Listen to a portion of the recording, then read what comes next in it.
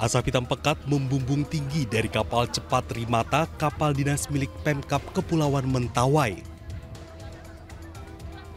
Kobaran api yang melahap bagian lambung kapal menyulut kepanikan di sekitar kawasan pelabuhan. Tak hanya itu, api juga menyambar satu unit kapal bagan milik nelayan yang berada di sampingnya. 2 kapal tuna juga dihajar.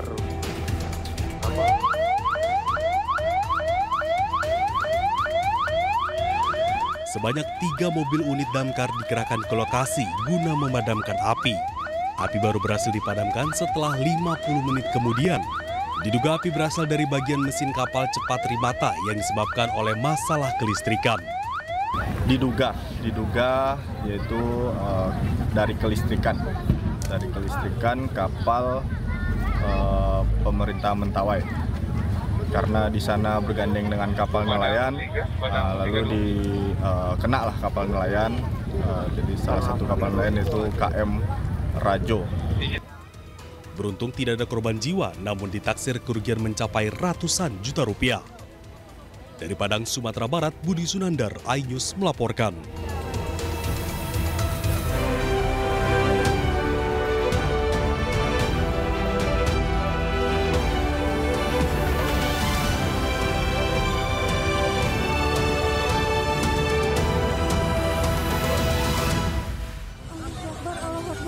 Diduga tak kuat menopang beban kendaraan, sebuah jembatan apung di kawasan Bale Endah, Kabupaten Bandung, Jawa Barat ambruk.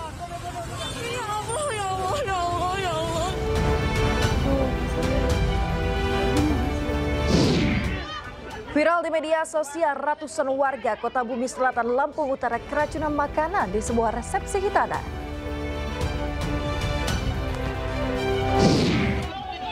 Aksi unjuk rasa di kantor Bawaslu Bengkulu Selatan berujung ricuh.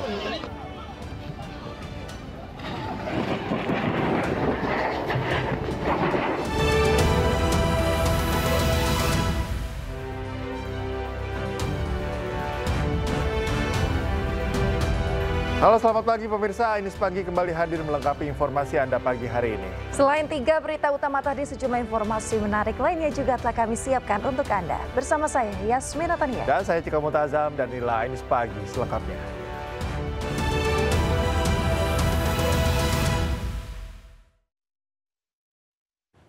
Ya, kita awali informasi iNews Pagi hari ini. Pemirsa, diduga tak kuat menopang beban kendaraan serta derasnya arus sungai. Sebuah jembatan apung di kawasan Bale Endah, Kabupaten Bandung, Jawa Barat pada Jumat malam ambruk. Tidak ada korban jiwa dalam peristiwa ini, namun puluhan pengendara dibuat panik karena sebagian tercebur ke Sungai Citarum. Alah, jembatan runtuh. Alah.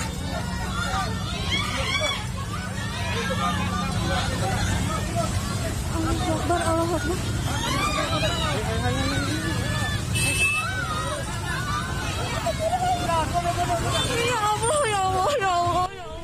Sejumlah pengendara motor berusaha menyelamatkan diri saat jembatan apung Cijeruk di kawasan Bale Endah, Kabupaten Bandung dihantam derasnya arus Sungai Citarum. Akibatnya sejumlah motor hampir hanyut saat jembatan apung yang menghubungkan beberapa desa ini ambruk. Peristiwa ini berbarengan dengan banjir yang melanda sejumlah jalan di kawasan Bale Endah, Kabupaten Bandung. Alhamdulillah korban selamat, cuman ketekan air meningkat. Seluruh korban yang sempat terjatuh ke aliran Sungai Citarum berhasil dievakuasi dalam kondisi selamat.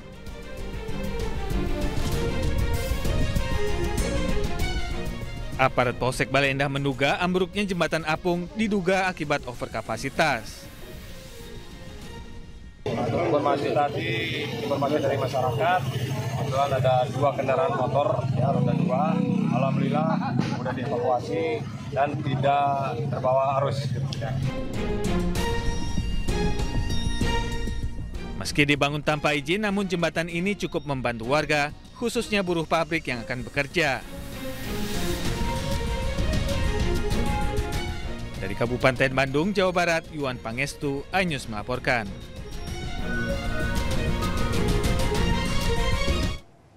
Pemirsa, hujan deras dengan durasi lama ditambah buruknya sistem drainase memicu terjadinya banjir di beberapa titik di kawasan Lembang, Bandung. Banjir dengan arus yang cukup deras tersebut membuat sejumlah pengendara motor terjatuh hingga terseret.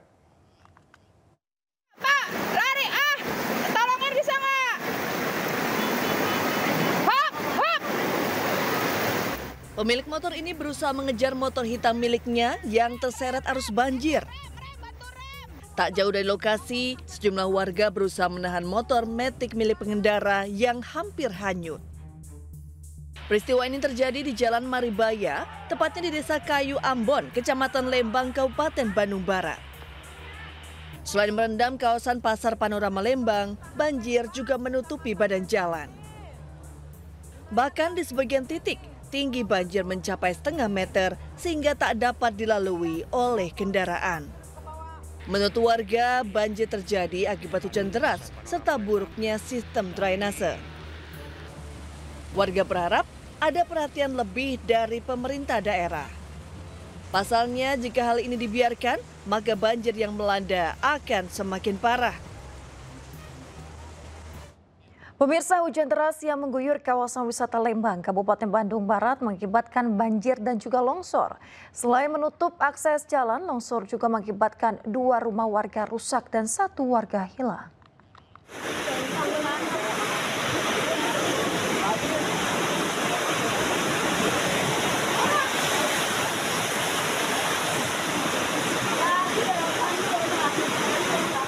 Banjir bandang dan longsor melanda kawasan wisata Lembang, tepatnya di kampung pojok Desa Cikahuripan, Kabupaten Bandung Barat.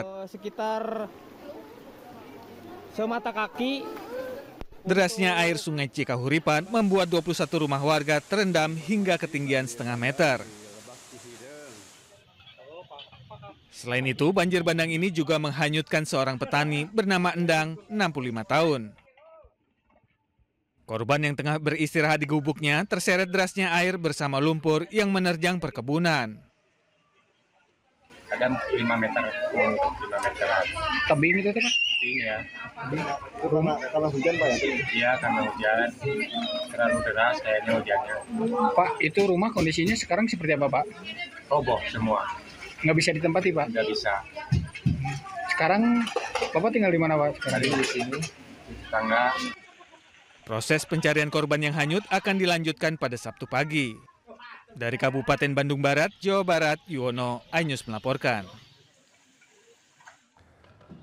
Informasi selanjutnya, pemirsa, Wali Kota Bandung Muhammad Farhan mengamuk saat melakukan penyegelan lahan eks Palaguna di kawasan Jalan Asia Afrika. Selain melanggar berbagai peraturan daerah, kawasan tersebut selama ini digunakan sebagai arena hiburan malam tak berizin. Lagi sekarang. Siap. Bukan. Sekarang bongkar. Ya, ini pasti kamu melawan pemerintah. Enggak. Pasti. Ya udah, nurut. Bongkar sekarang. Pasti dibongkar. Siap. Ayeuna. Ya. Siap. Iya nu ngaranna rusak kota teh nu kieu. Siapa? Mau disebut perusak kota? Bukan, Pak. Bongkar sekarang. Pasti dibongkar. Ayeuna. Ya. Saya pengen lihat. Udah bongkarlah itu. Ikut saya. Bongkar. Bongkar kabeh. Ngotoran kota Bandung we hungkul. Aing nu disalahkeun.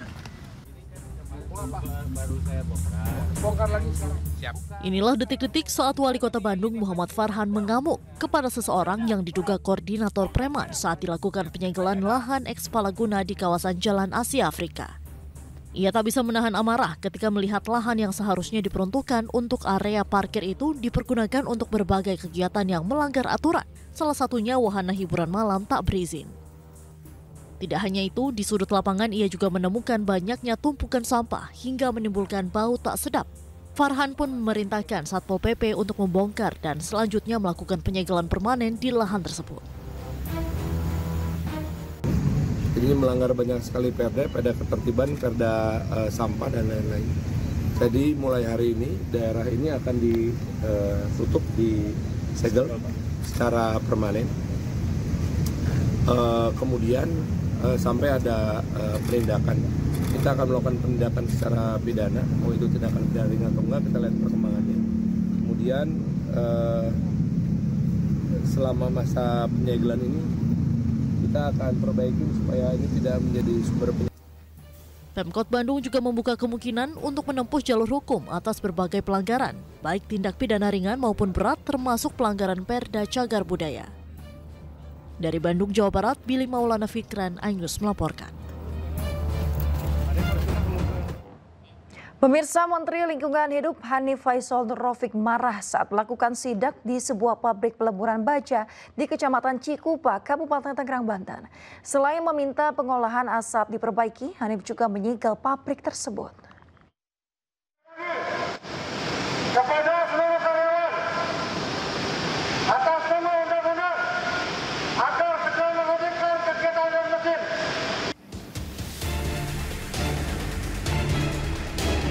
Kesal peringatannya tak dianggap, Menteri Lingkungan Hidup Hanif Faisal Nurrofiq langsung meluapkan amarahnya. Kalau sudah melihat ini, segera hentikan. Ya, tidak usah ada diskusi. Hentikan. Ini kamu tahu nggak yang dimatiin banyak orang kalau ini? Ya, artinya, kalau tidak kena banyak pasal, kamu tidak usah hentikan. Ya. Kemarahan Hanif terpicu dari asap hitam pekat yang menyembur dari cerobong sehingga mencemari udara di sekitar Kecamatan Cikupa, Kabupaten Tangerang, Banten. Saya ingin ini di polis lain berhenti sekarang, harus diperbaiki dulu kinerja cerobongnya, Pak. Ya. Selanjutnya, petugas Kementerian Lingkungan Hidup menghentikan paksa operasional pabrik dan seluruh karyawan yang sedang bekerja diminta untuk mematikan mesin. Usai melakukan penyegelan, Kementerian Lingkungan Hidup akan melakukan penyelidikan dan penyidikan mendalam serta meminta pihak pabrik untuk memperbaiki pengelolaan asap. Dari Kabupaten Tangerang, Banten, Aimarani, iNews melaporkan. Wakil Menteri Ketenagakerjaan menyidak sebuah perusahaan sawit di kawasan Jakarta Selatan. Sidak diawali adanya laporan bahwa perusahaan tersebut telah menahan ijazah karyawannya. Hidupnya kan yang disebut dengan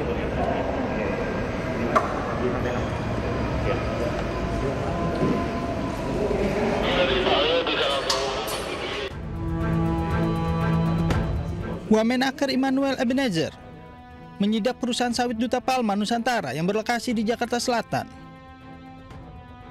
Dari hasil sidak, didapati sejumlah dugaan pelanggaran, salah satunya penahanan ijazah para karyawan, serta gaji yang masih di bawah upah minimum.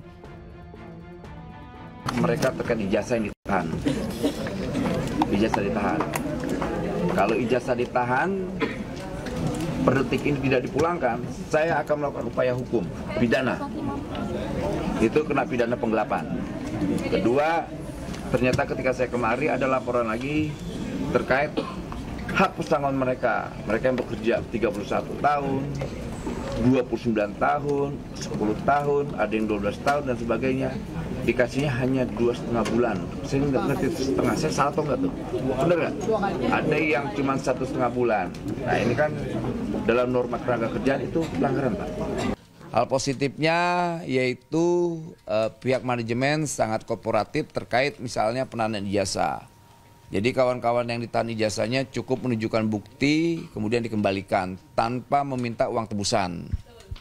Kalau mereka minta uang tebusan kita akan penjarakan. Selain pelanggaran kerja menahan ijazah, Wamenaker juga mendapati dugaan pelanggaran ketenaga kerjaan lainnya. Salah satunya pembayaran pesangon karyawan yang di bawah aturan dan ketentuan ketenaga kerjaan. Tim Liputan, iNews melaporkan. Pemilik CV Sentosa Hasil Surabaya, Jan Huadiana, menjadi tersangka kasus penahanan ijazah karyawan.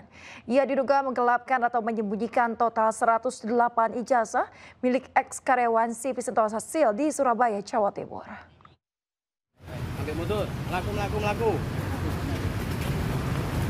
Polda Jawa Timur menetapkan pemilik CV Sentosa Sil Surabaya, Jan Huadiana, sebagai tersangka atas kasus penahanan ijazah karyawannya. Sebelumnya polisi menaikkan status laporan penahanan ijazah ke penyidikan dan memeriksa 23 saksi. Status Diana pun menjadi tersangka usai pemeriksaan tersebut.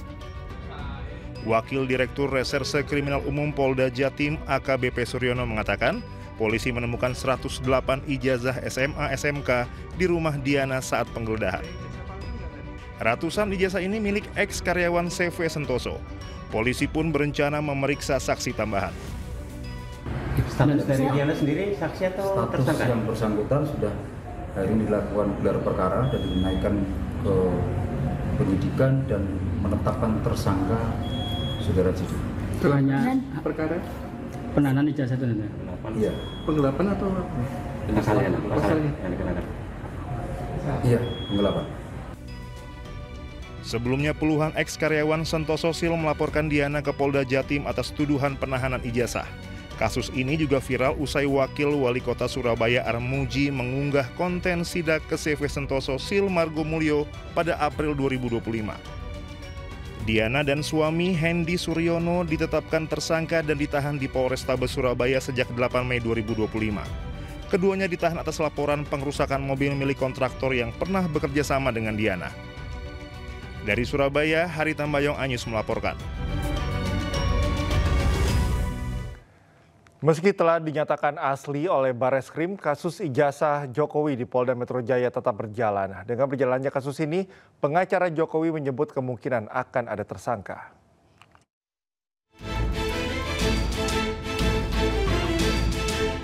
Bareskrim Mabes Polri telah menyatakan bahwa ijazah sarjana milik Jokowi dari Fakultas Kehutanan UGM adalah asli. Keaslian itu dibuktikan dari hasil uji laboratorium forensik dengan membandingkan ijazah Jokowi dengan teman kuliahnya. Yang diuji adalah semua ijazah asli, baik pembandingnya itu ijazah asli pada angkatan dan tahun yang sama seangkatan beliau, Pak Jokowi. Kita uji, kemudian dari 3 pembanding ini kita uji punya ijazah Bapak Jokowi. Yang tadi kami sampaikan bahwa yang diuji terkait beberapa hal yang sudah kita sampaikan, hasilnya identik. Meski demikian, proses hukum terkait ijazah yang dilaporkan Joko Widodo di Polda Metro Jaya tetap berjalan. Jika kasusnya naik ke tahap penyidikan, maka bukan tidak mungkin akan ada tersangka yang ditetapkan. Ya, sejauh ini mengenai laporan yang kami ajukan di Polda Metro Jaya masih tetap berlanjut dan belum ada permintaan dari Pak Jokowi untuk mencabut atau menghentikan. Ya, pada intinya kami hanya menjalankan tugas pendampingan secara profesional. Di tengah banyaknya laporan terkait ijazah Joko Widodo, publik menanti akhir dari proses hukum yang saat ini tengah berjalan. Dari Jakarta, Tim Liputan iNews melaporkan. Pemirsa, mantan Menpora Roy Suryo menilai kasus ijazah Jokowi belum final. Sementara Ketum Projo menyebut ada motif jahat jika masih ada orang yang tidak percaya dengan keaslian ijazah Presiden ke-7 RI tersebut. Tanggapannya seperti apa, Bapak? Ya, memang asli. Kasus ijazah Presiden ke-7 RI Joko Widodo memasuki babak baru setelah Bareskrim Polri menyatakan ijazah Jokowi asli. Mantan Menpora Roy Suryo mengatakan keterangan Bareskrim tersebut belum final. Jadi artinya apa yang ditemukan itu adalah alat bukti yang sudah dinyatakan oleh kepolisian itu adalah identik, bukan otentik loh ya. Identik. Identik berdasarkan apa? Berdasarkan identifikasi dari beberapa sampel yang ada. Mesti kita challenge nanti, sampelnya apa dulu. Sementara Wakil Ketua Umum Projo, Freddy Alex Damanik menilai ada motif jahat jika masih ada yang tidak percaya dengan keaslian ijazah Jokowi setelah dinyatakan asli oleh Bareskrim Polri. Projo pun mengapresiasi Polri yang telah menyelidiki keaslian ijazah Presiden ke-7 RI tersebut. Sudah menyatakan itu asli. Dikuatkan sekarang oleh Bareskrim setelah di Labkrim dan lain-lain. Kemudian masih tidak percaya, kan begitu. Nah, berarti di sini kan itu saya bilang tadi ada mens rea di situ. Nggak apa-apa. Beliau kembali lagi menantang, nanti akan dibuktikan di pengadilan. Sebelumnya Joko Widodo mendatangi Bareskrim Polri. Jokowi keluar dengan membawa ijazah yang sebelumnya diserahkan. Jokowi saat itu menyebut akan menunjukkan ijazah aslinya di persidangan. Tim Liputan iNews melaporkan. Ormas Grip Jaya dilaporkan ke polisi setelah menduduki lahan milik Badan Meteorologi, Klimatologi, dan Geofisika di Kota Tangerang Selatan. Pelapor juga mengaku Para pelapor juga mengaku jika pelaku meminta uang senilai miliaran rupiah sebagai syarat keluar dari lahan yang diduduki.